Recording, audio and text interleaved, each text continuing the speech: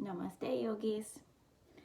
So today is character day. We have Spirit Week this week, and today is dressed like a character today. So I have a moose on my shirt, and I have a stuffed animal moose that goes along with the moose character in the book, If You Give a Moose a Muffin.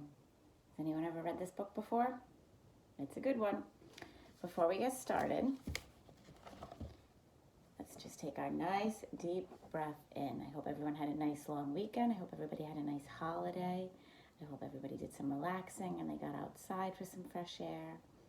I hope everybody's ready to be back into school mode and working hard on all their distance learning.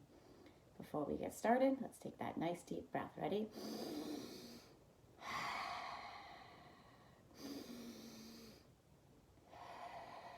One more. So today I thought we'd say, I love to read. I love to read. I love to read. Whisper. I love to read. I love to read.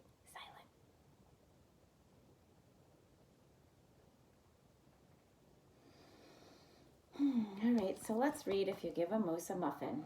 So after I'm done reading, we're going to do a couple poses that I made up based on the book. So if you have a book at home or you're dressed like a character today, maybe that's something you can do later, is think up some yoga poses that go along with your story or go along with your character.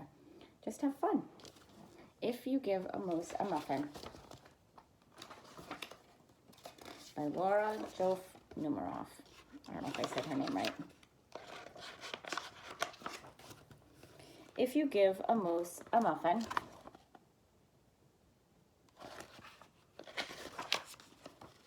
he'll want some jam to go with it.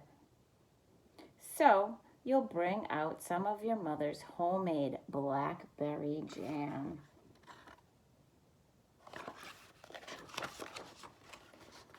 When he's finished eating the muffin, he'll want another, and another, and another. When they're all gone, he'll ask you to make more. You'll have to go to the store to get some muffin mix. He'll want to go with you. When he opens the door and feels how chilly it is, he'll ask to borrow a sweater. When he puts the sweater on, he'll notice one of the buttons is loose. He'll ask for a needle and thread. He'll start sewing. The button will remind him of the puppets his grandmother used to make. So he'll ask for some old socks.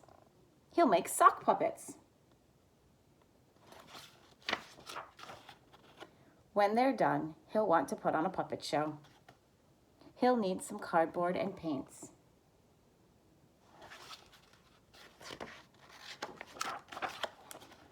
Then he'll ask you to help make the scenery.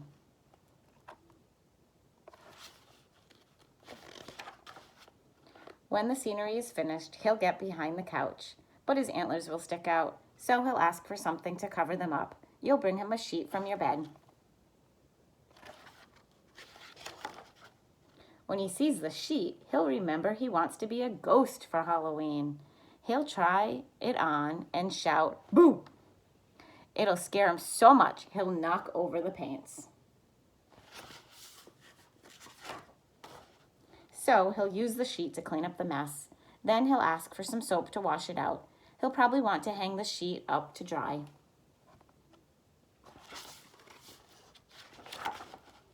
He'll go outside and put it on the clothesline. When he's out in the yard, he'll see your mother's blackberry bushes. Seeing the blackberries will remind him of her jam. He'll probably ask you for some. And chances are, if you give him the jam,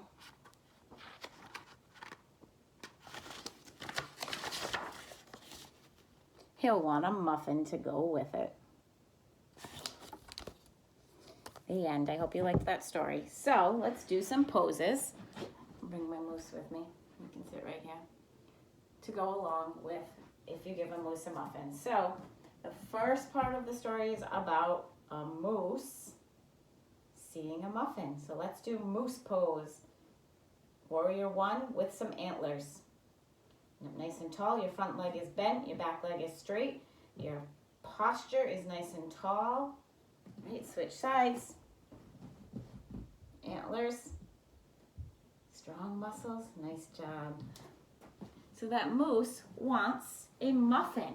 Ready? So we're going to make a big bowl. Ready? Let's get a big bowl. And we're going to put some flour and some sugar, maybe some baking powder, and don't forget some blackberries, right?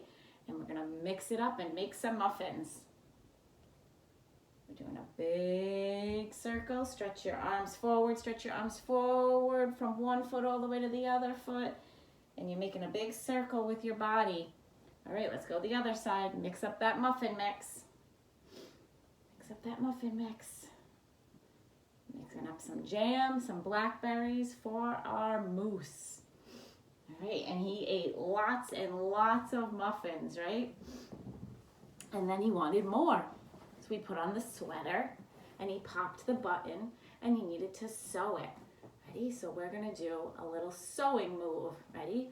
We're gonna take our needle and we're gonna push it through. Ready? Let's do it again. We have a needle and we're going through the button. He's sewing that button on. Let's do it one more time. All right, let's do it on the other side. We'll pretend sewing. 1, sewing on a button for the moose. 2, and 3. So sewing reminded him of sock puppets, right? So ready? Let's get our hands out. Stretch our fingers out wide and then put our fingers together. Stretch our fingers wide and put them together. Now we're going to make sock puppets. So close and open, close and open. One more time, close and open. Then he put on his puppet show and he got that big sheet, right? And he covered his body with the sheet and it reminded him that he wanted to be a ghost for Halloween. So we're up on our knees, strong muscles, nice and tall, good posture. And let's do spooky ghost movements back and forth like the moose on Halloween. And maybe you even say, boo, right? He scared himself in the book. All right, and then he cleaned up the mess with his sheet. And then he remembered there was blackberries outside, right? He went and hung the sheet up outside and he saw that there was more blackberries, right? And he wanted to make more muffins, right? He wants to make more muffins with some blackberry jam. Ready? Let's just end it off with tree pose. We'll pretend this is our blackberry bush. Both sides. Blackberry bush. Nice job. So I hope that gave you some ideas for your own book, for your own character. I hope you enjoyed. If you give a moose a muffin.